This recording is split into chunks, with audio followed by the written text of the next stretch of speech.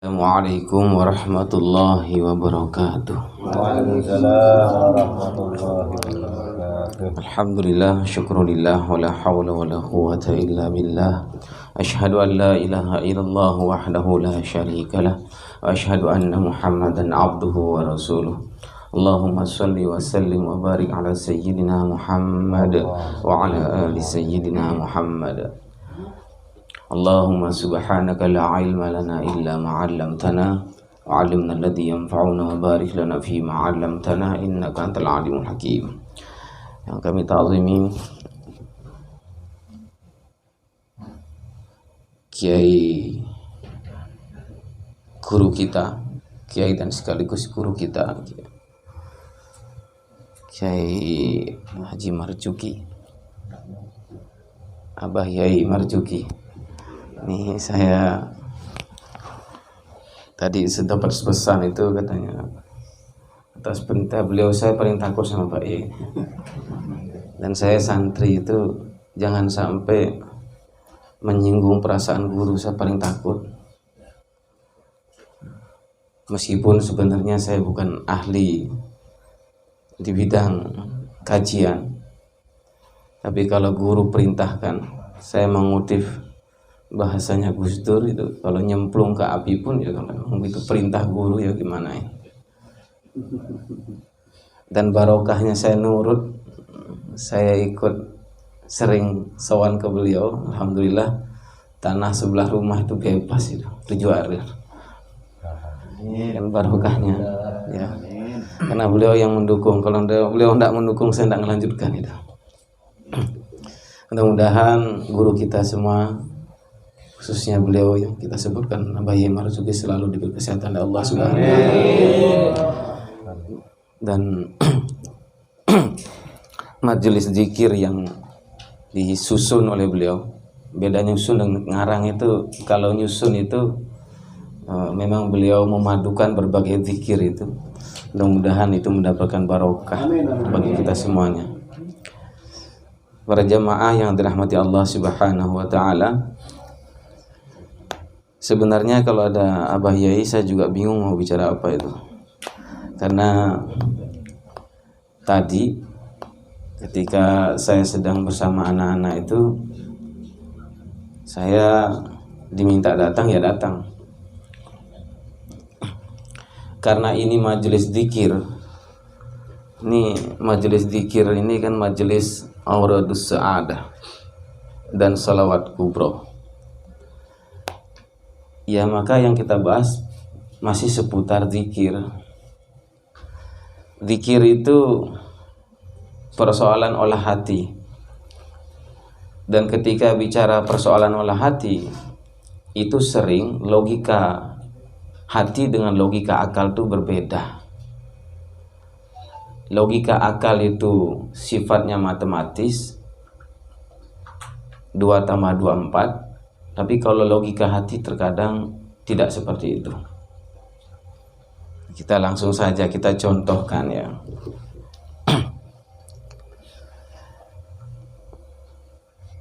Ketika saya nerima tamu, Ustaz siapa namanya Ustaz? Mohon maaf.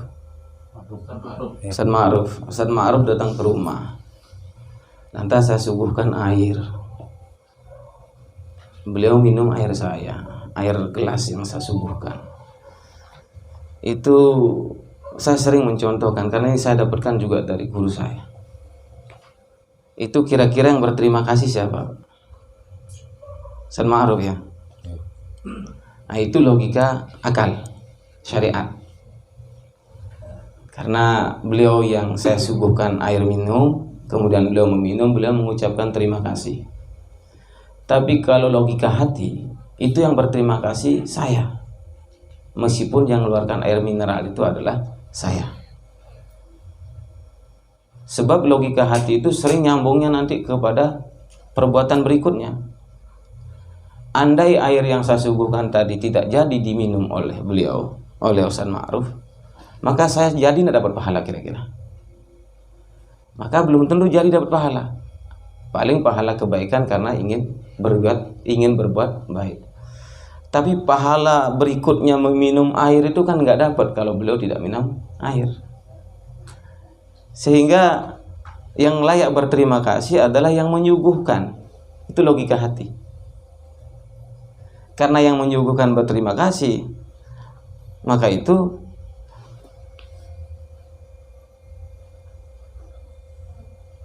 hati sering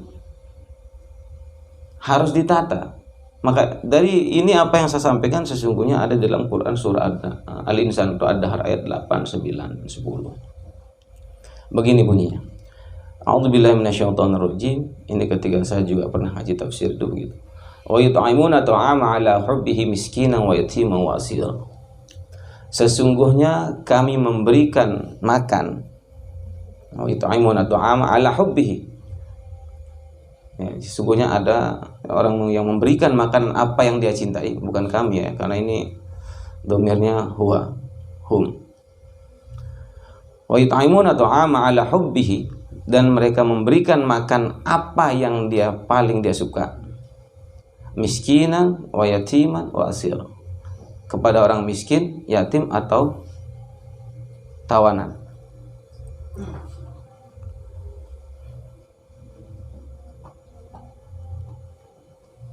Innama nun'imukum liwajhillah la nuridu minkum jazaa'an wala syukur. Sesungguhnya kami memberikan, kata orang yang beramal tadi, makanan ini tidak mengharapkan balasan dan juga ucapan terima kasih. Dari sini saja sebenarnya bahasa hati itu, karena ini zikir ya, itu ada 3 ciri khas amalia hati yang nanti disebut dengan bahasa ikhlas, sabar, dan seterusnya. Ciri pertama apa? Memberikan yang terbaik. Yut'imuna ta'ama 'ala hubbi, yang terbaik. Jadi kalau misalkan memberikan teman, tetangga, ini sering terjadi. Itu kadang yang diberikan adalah sisa-sisa. Misalkan ada sayur banyak, daripada dibuang akhirnya dikasih tetangga gitu. Ini daripadanya itu tidak yang terbaik, tetapi perbandingannya adalah daripada dibuang. Apalagi misalkan, ya insya Allah jangan sampai jamaah Mas Bro itu kemudian membawa makanan ke pondok, walaupun bukan untuk Pak Yai, bukan untuk Pak Yai ya. Lantas makanan yang kira-kira tidak dipakai di rumah, dibawa ke pondok, daripada tidak dibawa ke pondok. Ini ciri khas bukan orang yang baik hatinya. Ini kalau bahasa hati, bahasa zikir, makanya tapi ini bukan terlalu dalam, sebenarnya bahasa-bahasa yang umum. Maka itu dalam etika beramal itu nggak boleh memberikan sisa-sisa makanan kalau bahasa hati, kalau ingin nilainya lebih tinggi. Tapi kalau daripada dibuang yang memang ada manfaatnya, karena pertimbangannya adalah yang teringan gitu loh. Daruratnya atau manfaatnya gitu. Tapi kalau ingin menata hati harus mampu memberikan yang terbaik. Itu ciri yang pertama. Ciri yang kedua adalah la nuridu minkum jazaa'an wala syukura. Yang kedua itu tidak mengharapkan balasan. Jadi kalau misalkan ada orang membantu orang susah, itu agar nanti misalkan anaknya ada yang membantu, itu tidak boleh sebenarnya. Nanti siapa tahu anak saya susah, biar ada yang membantu, maka saya sekarang membantu. Itu sebenarnya nggak boleh. Itu kan mengharapkan anaknya susah biar dibantu orang. Nggak boleh. Atau misalkan dekat sama Abah Yai Marzuki bukan niat cari ilmunya, tapi ingin ada sesuatu yang diharapkan. Itu nggak boleh. Maka itu saya selaku santri yang belum diakui sama beliau, itu harus saya sampaikan ini. Tidak boleh seperti itu. Kedekatan kita kepada guru semata-mata karena ingin ridha Allah dan ingin ilmunya. Dan itu tradisi-tradisi guru-guru kita. Tidak bisa meniru ilmunya, minimal meniru tingkah lakunya, meniru akhlaknya. meskipun tidak bisa 100%. Karena ini ciri orang-orang yang baik itu begitu, hati batinnya itu begitu. Tidak mengharapkan hal lain kecuali memang semata-mata karena Allah. Ciri yang ketiga yang untuk hati orang-orang yang baik itu, yang kemudian nanti disebut ikhlas, itu adalah la nuridu minkum jazaa'an wala syukura, tidak mengharapkan ucapan terima kasih. Kadang kan kita itu misalkan ada punya kendaraan, kebetulan dipinjam, lupa ngucapin terima kasih. Ini sering kadang, dasar orang nggak tahu terima kasih. Nah ini yang pembahasan kita tadi tentang contoh air itu. Jadi kalau misalkan saya nanti tidak disuguhin air, ya saya tidak rugi. Yang rugi sebenarnya tuan rumah gitu. Itu kalau logikanya logika hati. Tapi kemudian kalau saya minum itu air, nanti jangan saya yang berterima kasih, tuan rumah mestinya kalau saya mau minum air. Karena apa? Pahalanya jadi ngalur. Ya meskipun nanti niat baik tetap dapat pahala. Tapi ini kan kalau kajiannya lebih agak sedikit turun ke dalam, sedikit itu. Maka ciri-ciri orang yang ikhlas itu senantiasa ya dia berbuat semata-mata karena Allah. Inna manalikum la nuridu minkum jazaa'an wala syukur. Inna nakhafu min rabbina yauma abusan qamtarira. Ciri khasnya itu semuanya karena Allah. Oleh karena itu, zikir yang kita baca setiap minggu khusus untuk di Melaya ini misalkan, sesungguhnya ini pernah saya sampaikan dulu, tidak hanya bagaimana melancarkan bacaan lafaz-lafaz dengan fasih, tapi lebih dari itu harus mampu menggetarkan hati kita agar kita berperilaku sebagaimana ucapan zikir itu. Ketika di sana ada ucapan alhamdulillah, mampukah hati kita itu tergetar untuk selalu memuji kebesaran Allah? Jangan-jangan kita berbuat ingin disanjung oleh orang lain.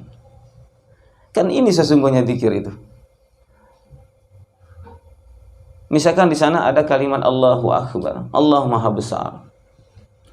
Benarkah kita menjadikan Allah tempat kita mengadu satu-satunya? Atau jangan-jangan punya masalah kecil saja kita sering curhat kepada orang lain? Kadang urusan telepon aja, handphone berbunyi, itu kadang lebih didulukan daripada takbir ketika sholat. Ketika di sana ada bacaan la ilaha illallah, sudahkah benar-benar Allah menjadi tempat kita menyembah? Jangan-jangan kadang sering bahkan kita dengar, tidak ada uang saya tidak bisa ngapa-ngapain. Berarti uang dong jadi Tuhannya. Makanya betul, ciri-ciri akhir zaman nanti akan ada satu zaman nanti saya di zaman al-ummati, ciri-cirinya apa? Salah satu disebutkan adalah qiblatuhum dananiruhum wa dirohimuhum. Ciri khasnya itu adalah yang dijadikan kiblat adalah harta kekayaan. Makanya sekarang kalau saya sering ngisi pengajian tuh, kalau bawa sepeda motor tua itu kadang jarang disambut gitu sih. Tapi kalau ada tamu undangan biar bawa mobil yang bagus itu ya kita kalah masa yang nyambut itu. Kenapa? Karena memang harus jadi orang kaya sekarang jadi mubalik itu. Kalau kere pasti dianggap nyari makan gitu. Jadi sekarang zamannya beda dengan dulu. Makanya kalau Abah Yai sekarang bawa mobil itu wajar. Kalau sampai Abah Yai kemudian mobilnya mobil Kiri tua tahun 67 gitu, berarti jamaahnya yang bermasalah sekarang.